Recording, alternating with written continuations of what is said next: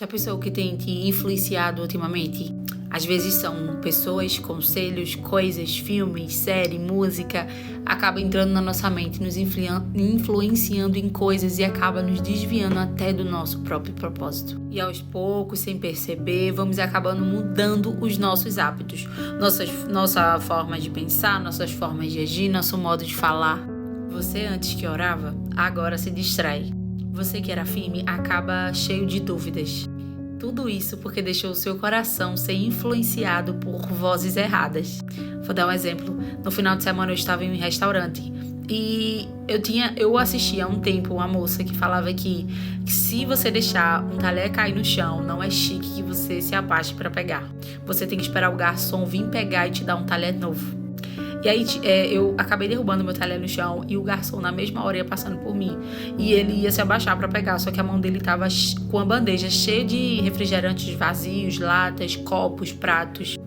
E aí, na mesma hora eu pensei e me abaixei para pegar. Só que no meio do caminho eu parei, eu travei e lembrei que eu tinha ouvido que não era certo. Não era chique que eu me abaixasse para pegar.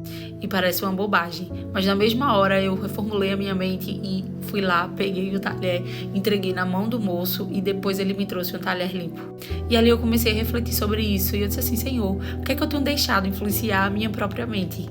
Eu tenho deixado uma pessoa falar coisas sendo que eu mesma entendi que não seria certo fazer. Por quê? Para algumas pessoas poderia até ser uma forma de não saber se comportar como etiqueta. Mas não é o que Deus queria que eu fizesse. Eu comecei a pensar assim no caminho, Senhor, será que eu peguei o talher? Mas e se eu não tivesse pegado? Se eu tivesse deixado o talher lá no chão e o moço com a mão, uma bandeja assim, cheia de coisa, tivesse acabado se machucando para pegar? Ou qualquer coisa. E eu comecei a pensar, Senhor, eu ia mesmo deixar aquele moço com a bandeja cheia de coisa, pegar o talher, sendo que eu tava ali fazendo nada, eu poderia só pegar. E eu comecei a pensar assim, que eu tinha ouvido uma frase que dizia assim, quando você for fazer alguma coisa, pense sempre no que Jesus faria. E o Senhor, será que o Senhor deixaria o moço baixar, né, e pegar com a mão cheia de coisas? Não, o Senhor ajudaria ele. Tem um versículo que fica lá em 1 Coríntios 15:33 que diz assim, as más companhias corrompem os bons costumes. E esse versículo é bem claro ao dizer que o que nos cerca é o que nos molda.